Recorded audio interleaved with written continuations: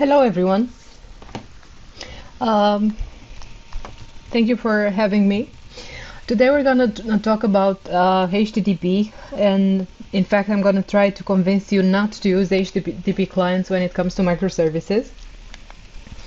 My name is Irina Scurtu. I live in Romania, and I'm software architect here at Endava.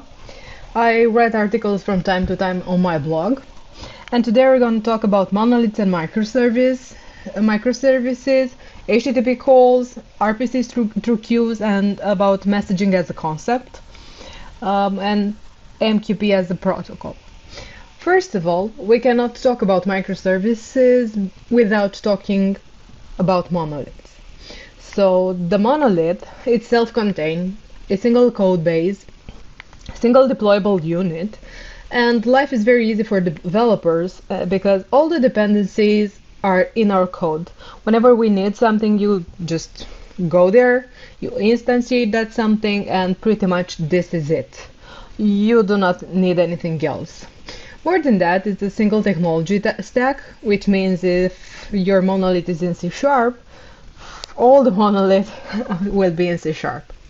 So I remember a time, I don't know if you worked with monoliths, but I remember a time when I had a super big solution that took about 30 minutes to build.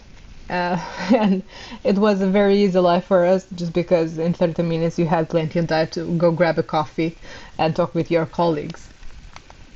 So if we're talking about monoliths in depth, whenever you try to deploy the monolith, you need to think about downtimes. And you talk about downtimes whenever you do not have a load balancer or whatever other systems in front of it. And larger build times means decreased productivity, and continuous delivery is almost to zero. Not impossible, but moving a big chunk of code into production ASAP, it's not an easy job. And also, the monolith is very hard to test. I remember a time whenever we had a scheduled release, we had an army of testers coming over and doing all kind of testing, like regression, smoke, and so on, just to make sure that our monolith is in a safe place, it's sane. We did that just because we didn't had too many tests, and pretty much we didn't trust our code. And it's also a big hustle when you have to integrate with other teams that are working on the same monolith. So scaling basically means that you take your monolith and give it a bigger machine with more capabilities, CPU and more RAM. And this means scaling up. And I'm not saying that you cannot scale otherwise, but the easiest way is to give a bigger machine. And the implication of that is higher costs in terms of running that monolith. Because let's face it, not in every business every part of that system it's used. For example, there are some cases where a specific part is used more often and some other parts are not used that often. But with a monolith, you have no other way than to scale everything, because everything is a big ball of mud and you need to give it a bigger machine. So basically you cannot cherry pick what you need to scale. So whether if you decide to split your monolith in parts, or you just start with a microservice architecture, you'll soon realize that a microservice should have its own database, and in theory it should be easy to deploy and scale. And in terms of scaling, you should be able to scale only the parts that you need. And also, the microservice should be standalone. But is it standalone? I mean, can you have microservices that are not communicating with other microservices to get data? Means verticals are so well defined, the boundaries are so well defined in all the businesses. I personally do not believe that. But with microservices, you have a lot of moving parts, and by having a lot of moving parts, you will have cascading effects on failure. So if you depend in an API, for example, you call some other API to get data. If something is down, more surely you'll get other parts of your app down. So in order to prevent cascading failures, you need to monitor them closely. And monitoring them closely pretty much means that you will need to have a monitoring culture, more of a DevOpsy culture, and that is not so easy to achieve in all the teams.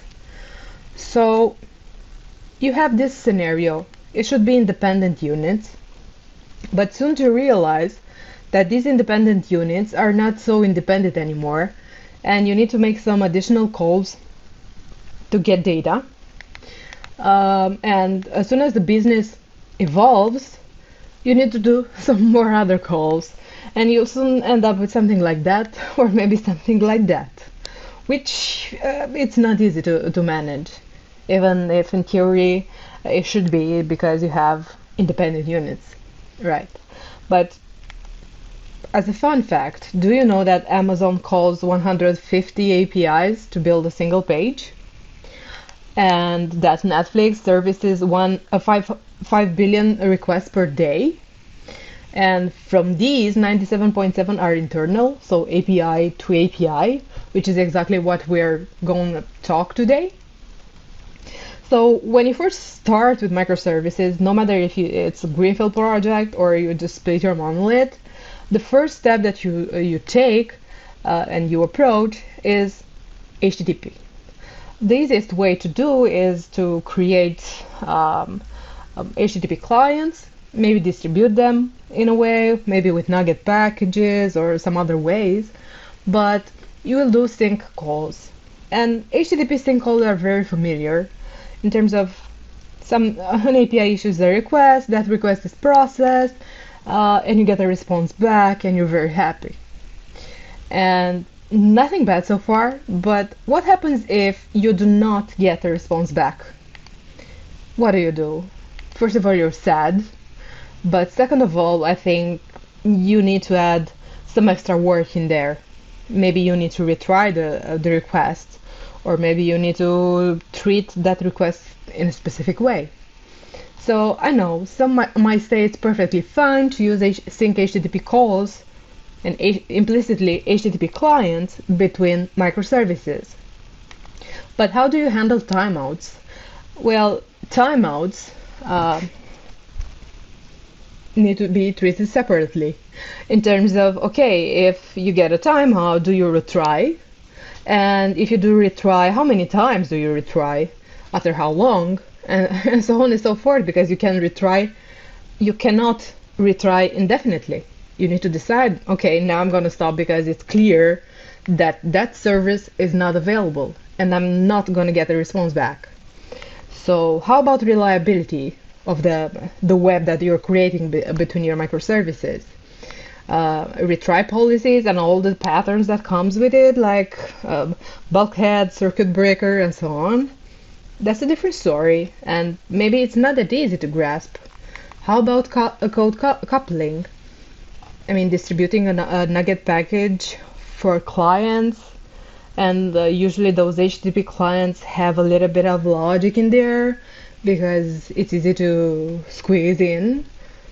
So if you think about clean code and coupling and all the patterns, do not repeat yourself and so on, why do we not care about code coupling? And then you say, okay, let's say it works with sync, and you move to async, thinking that I've got an idea and this will solve everything because I will issue a request and at a certain specific moment the response will come back. But nope, you just get the appearance of a higher throughput and you still have the same issues as with sync calls. Why? Because the underlying protocol is the same, only the paradigm over it is different, using async await or any other pattern on top of it.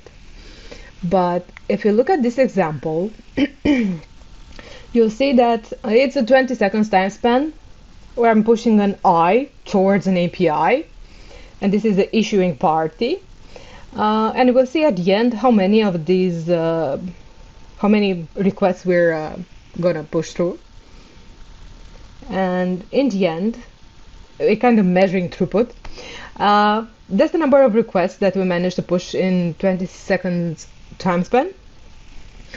But now, what if I would tell you that, you know what, this is an API that issues requests, but the API that should receive the requests is down. And it is.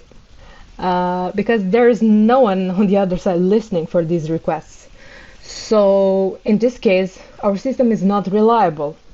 And more than that, the other party that should receive these requests doesn't even know that these requests were issued to it. So if we're thinking at it, we have no way of knowing. And the only way of knowing that a request was made is to look through this API that issues the request. And maybe, okay, I have 3,501 requests that went somewhere and they didn't receive anything back. And in this case, it becomes a fire and forget, but the requests are lost. You have no way of replaying them as soon as the second party goes up.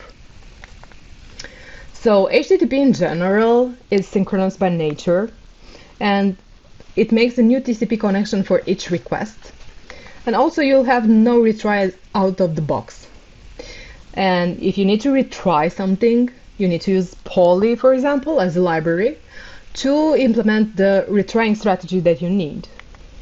Also, it has no delivery guarantees. I mean, what means is that whenever you issue a request, there is no guarantee that your request will end up where it's supposed to be end up. And also, location transparency. So in terms of location transparency, in all of your APIs that are calling other APIs, you need to mention, to note, to store somewhere, maybe in app settings.json or whatever other file, that, okay, these are the APIs that with their URLs that I'm able to call. What happens is, in general, these are good for public-facing API, but kind of that's it, because they're familiar and easy to debug, and pretty much everyone that worked on the web knows about HTTP and HTTP requests, and they know that are formed from headers, body, and a request verb. And kind of, it's super easy, it's common knowledge. But when it comes to service discovery, if you are not in the cloud, to have a system that is already there, whenever you're going to do a change, I mean changing the DNS or URLs of your APIs that you're allowed to call from inside your API, you need to go and change those manually, because there is no automatic way of doing that. So a little work around here. In terms of timeouts, well, there are a lot of strategy, and you need to decide, okay, my request timed out, and I need to retry that, and for how long, how many times, and what happens after, I don't know, 5 times of getting the same response. Do I retry? Do I give up? Where do I log these responses? What do I notify if I'm not able to receive a response to my request? So there are a lot of strategies and patterns around this that you need to take care if you want to have a reliable system. And also you need to think about tracing. And when I say tracing, I'm referring to those complex requests where you call an API and that API calls another API in order to get something to you. And you'll need to implement correlation IDs to be able to trace your request along the microservices. So maybe it's doable, but there is a lot of work around all these concepts. But I need to bring something to in front of you, non-functional requirements. And I'm asking, how many of you, when you implement the functionality for your business, for your project, you're thinking, I need to also tackle these non-functional requirements, because as a developer, I remember at least that I did, okay, what I have to implement, this and this and that, and pretty much that's it. Maybe some unit tests or integration tests or whatever test for that, and that's it. I didn't think the bigger picture. And when I say the bigger picture I never thought about availability, for example, or fault tolerance, or latency. I mean, thinking, okay, I'm issuing a request, that request goes over the network, what happens if there is latency on the network, how long I'm willing to wait for a response, or if the response doesn't come back, whose fault it is. The network is bad, or my other API is bad, or what happens. And also throughput. We need to think about performance and everything for throughput. Okay, usually throughput is a term that comes to mind whenever we're thinking or we're having performance issues, but until then, nope. Or maybe it comes to mind if there is a specific consideration, like, okay, you need to process that amount of data in that time span, and kind of that's it. Also, our systems needs to be reliable, and a step around reliability, it's a step that usually isn't made, because we need to implement extra stuff, and those extra stuff usually are not on the business functional stuff. Observability, well, we need to monitor our system closely and to look at it from the outside and from the inside to see what's happening in there in order to be able to debug if the case. Also, resilience. I think it's a term that we did not think about that, right? Only when we read things around IT. Coupling. Clean code is a term that comes to mind. How to write nice and readable code and decoupled and so on. But we still have two types of coupling, logical and temporal. And the temporal coupling is the one that we're interested in right now, just because it requires both systems to be up at the same time. And it's still a coupling, because if you're calling the second API and that API is not up, or if you require that second API to be up, then you have a coupling. I mean, at the same time, both systems need to be up. So you have a coupling. So we decided, I think, that having HTTP clients in the good way, it requires a lot of work. And even if you do that work, it's not necessarily all that you need to do in order for your system to be reliable and in a good place. So then say, okay, I'm going to try to move along and take a step further and to move from HTTP clients. And the next thing that you can do is to do RPC to a broker. And what is RPC? Because it's not the traditional way that remote procedure calls. It's pretty much a way of getting data from another system. It's a kind of API call, but done to a message broker. What it does is to tie system together, but to preserve the encapsulation, letting you calling a service as if it were on the same system. And by doing that, you will have no direct code dependencies, but you will forget that there is network involved. And whenever you are calling that, there is something traveling over the network, but to you won't be that visible, because in code it looks like it's in the same place that you need, in the same API. So how it looks like, it's a request sent to a queue that belongs to a message broker, from where it's handled, and the response is sent back through the same queue to the initial sender. And what happens is, by taking a request response, okay, to parties, you introduce something in the middle that is a queue belonging to a message broker.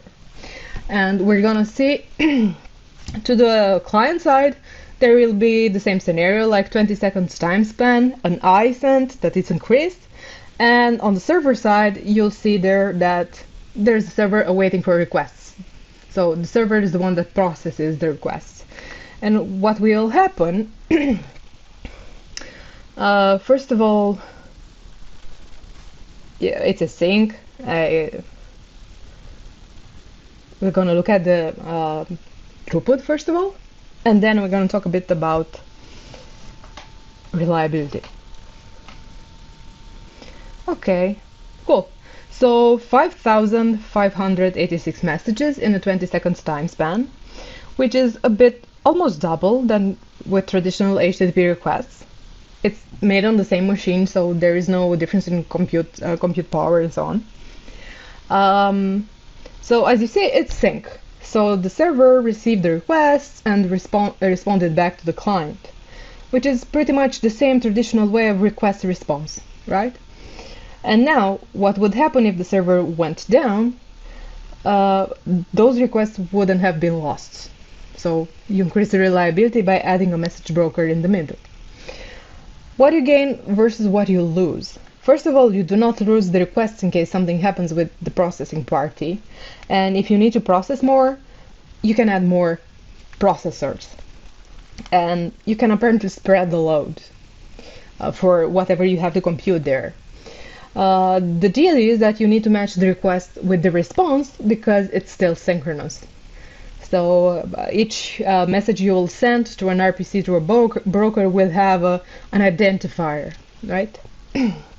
And now to the part that is very interesting, the messaging as a concept. And we're going to see here that to the left-hand side you have a request made of headers, body, and verbs. Everybody knows this. But if you translate the traditional request to a message, a few things are different.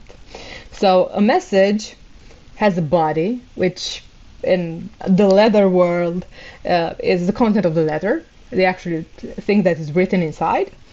So that's the body. And the headers is written on the envelope. It's basically a dictionary that lets you add keys with values associated to it. And we do not have verbs, because we do not have verbs. So this would be the translation of traditional requests in the messaging world. So messaging as a concept will give you loosely coupled integration.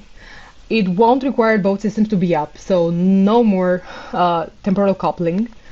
And more than that, it can give you a lot of power because you can create pipelines inside your brokers that will transform the messages.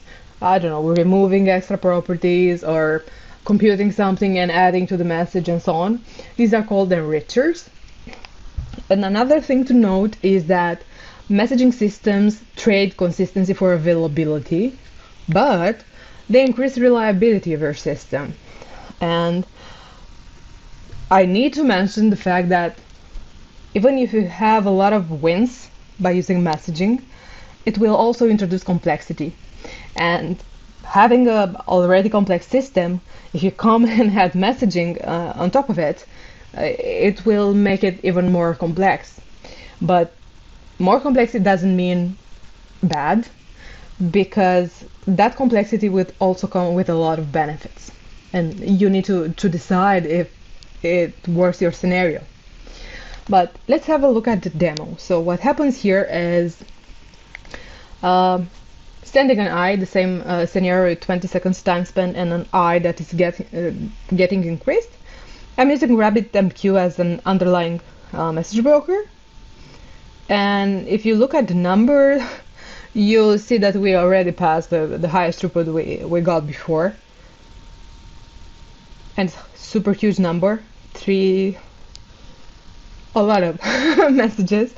And if you're looking through here in the RabbitMQ interface, you'll see all the messages. You see a spike that the messages were processed in there, and also messages waiting in a ready state.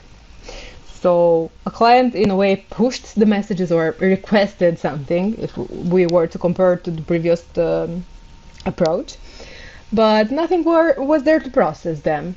So whatever the processors will be up, they will pick up the messages from the queue, pick up, process them, and so on. The messages will disappear from queue. So I picked a RabbitMQB because pretty much it was the first message broker that I worked with, and it's very cool and nice. It's pretty much free, and you can extract messages from there. You can view them, and so on and so forth. And it's pretty nice and easy to install. So async message processing. What I want to illustrate here is that you have a lot of ways of combining queues from a broker with your APIs so that it can suit your business needs. For example, you have requests sent from one side to a queue. Those requests are picked up by a handler or consumer as messaging term, and the responses, instead of being pushed back to the same queue, are delivered to other queue, where they are picked up from the initial sender. This can be a scenario, or you can have pipelines, chain together queues, APIs, queues, and so on, that will process and enrich messages or extract information from messages and pass it further in some different queues. But you need to look at the scenario that, for example, when you have messages and you have super increased throughput and you need to process the messages in order to save to storage somewhere or to save in a database, you'll kind of end up in trouble, because processing a lot of messages and trying to save something to the database will become a problem. Why?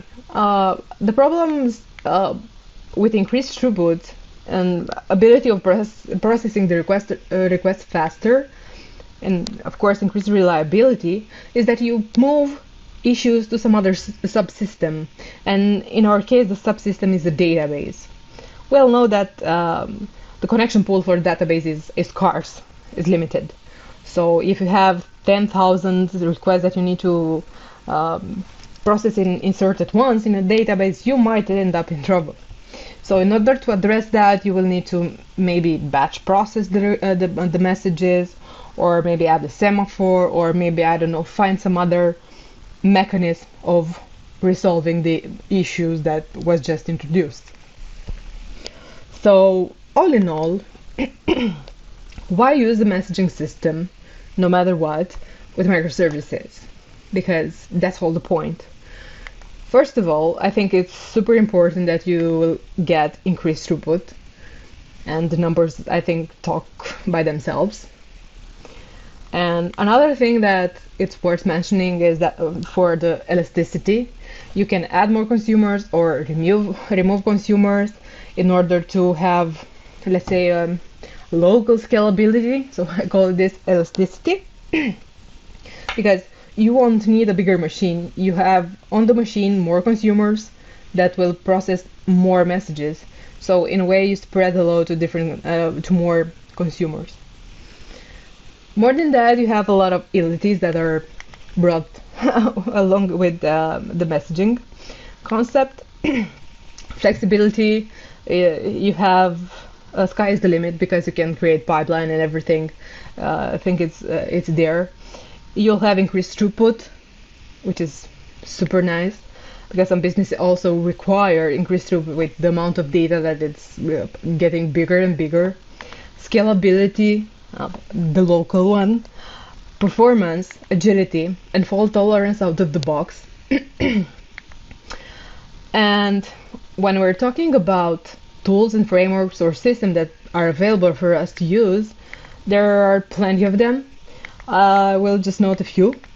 So Mass Transit, RabbitMQ, Amazon, SQS, Azure, of course, has the similar one, ActiveMQ, ZeroMQ, Kafka. These systems are also called message-oriented middleware. And depending on their purpose, you can use one or another, but in general, these are split into through three categories: queues, actor models, and message brokers. And the first one is a queue. You'll hear about, I don't know, concepts like Azure queue or something queue, where as general concepts, a system called the sender sends a message and through a queue, and at the other end there's the receiver ready to process that message. And it's very useful for point-to-point communications. Messages are ordered and timestamped, and the receiver will pull messages from the queues instead of being notified and getting pushed messages. One example, Amazon SQS, or Azure Service Bus queues, or topics. And the second category is about actor model that is born from reactive programming, where we have actors that encapsulate behavior to process. And these actors are more than message consumers. They can delegate and create new actors, supervise newly created children, and as a concept, they have at most once delivery. Such an example are Orleans and Aka.net. And pretty much the actor model is a higher abstraction for concurrent system. And a fun fact, it was first mentioned in 1973, a lot of years ago. And born from reactive, I apologize. A reactive manifesto means that those systems are focused on scale, big data, and they need to be responsive, almost near-time responsive, and they should be able to respond to demands in modern time. More than that, they are treating resilience as a first-class citizen. So, moving on to the message brokers, the third category, we need to think about a message broker or bus as if it were a control tower. It does a lot of work for us.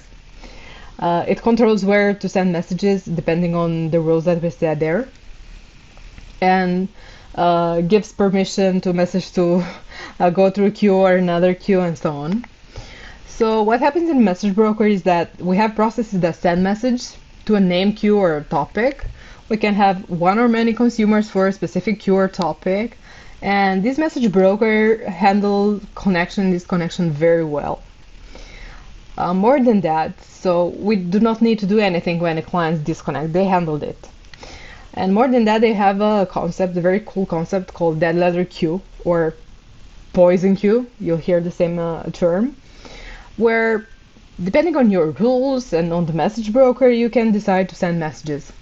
For example, if you try to process a message 3 times, and for whatever reason you cannot process, maybe there is a computation in the middle that doesn't make sense, or values don't make sense, and so on, you can in a way discard that message from being processed the 4th time by sending it to the dead letter queue. Also, these dead letter queues will allow you to replay messages, to look at those, to extract those from there, and it gives you a lot of power by knowing that nothing is lost.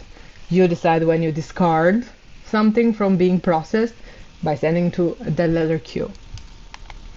Also, in terms of message delivery, you have 3 types, and also you have different underlying protocols. But if we think about it, we talked about HTTP as a protocol, but now we can talk about message brokers that have as an underlying protocol HTTP, right? But using a message broker is not the same as using an HTTP client with HTTP as an underlying protocol. Such examples are RabbitMQ, NATS, ActiveMQ. For example, NATS is used by HTC, Xeons, VMware, and others. What's the deal with them is that are written in different languages for different clients, and I have different open sourciness. For example, RabbitMQ is written in Erlang. So when you have the need of using a message broker or you want to try one, just pick one. Message guarantees, delivery types.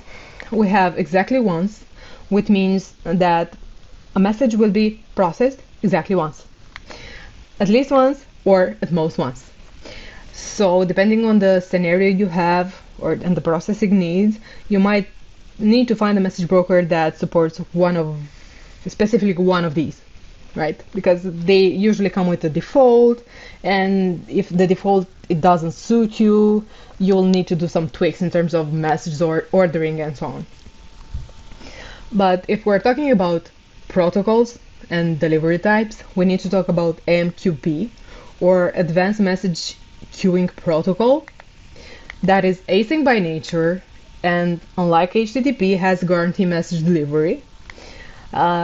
With every message that you send through this protocol, there will be no DNS resolves, and you will have programmatic routing, and also retries can be out of the box. And also, another super powerful thing is that when you process messages, you have the ability to say, okay, I acknowledge this message is being processed, or not acknowledge this message as being processed. And when you not acknowledge or NAC a message, that message will be sent back in the queue for further reprocessing when it's his turn.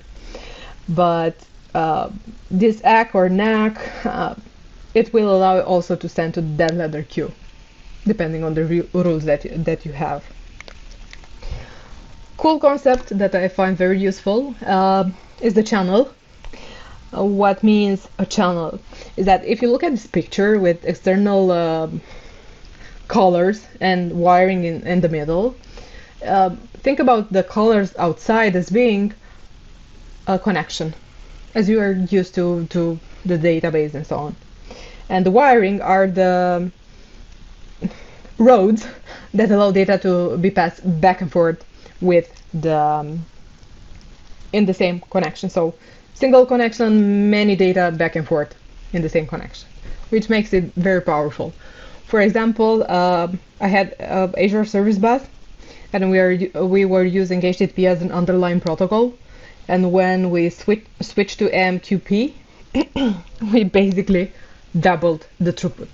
So with the same processing logic, the same scenario, the same infrastructure, we doubled the throughput. And pretty much it was awesome. Okay. Another example, JP Morgan uses this protocol to process 1 billion messages per day. And also Ocean Observatory's initiative uses an architecture and this protocol to collect 8 terabytes of data per day, which is huge and makes this protocol very powerful. So whenever you have the scenario to look at, go ahead and try AMQP because it's very powerful. In terms of message deliveries, we're going to look at RabbitMQ because these are the default ones for RabbitMQ. But no matter the message broker you will use, you'll find pretty much the same concept. So direct exchange is the way where you know where to send the messages, like direct. Okay, if I have the routing key images archive, then you send this to this queue and this queue to be picked up. And also if the routing queue differs, it can go to a different queue. So direct exchange is like knowing where to send something directly there. Another approach is by using the Fanout, or also called broadcast, where you send a message and the message broker will create a copy and send a copy of that message to different queues. And it's up to you if you process those or not. The third option is round topics. Round topics is like adding regex to your messages. So depending on the message you are sending, if your message matches the regex, then it can go to a path or the second path or the third path that you have there. It's like doing a star.something search to find only a specific type of files. What can I recommend? If I can say like this, I found these 2 books that I read and they are very interesting. Enterprise Integration Patterns and Designing Data-Intensive Applications, if you want to know more about distributed system and integrating applications and pretty much messaging. And remember that distributed systems are all about trade-offs. Think about your architecture as being evolvable, And HTTP is not the only option, and I should add here, HTTP clients are not the only option. And you need to bear in mind that whenever you're trying to evolve your architecture, you might introduce some extra complexity, and you need to take care and think if that extra complexity will make your application better and you have the right scenario for it. Because introducing messaging, it has a little bit of a learning curve, but once you get a grasp of it, it's very easy to work with it. So you can find me on Twitter, and I'll be here for Q&A. Thank you for having me.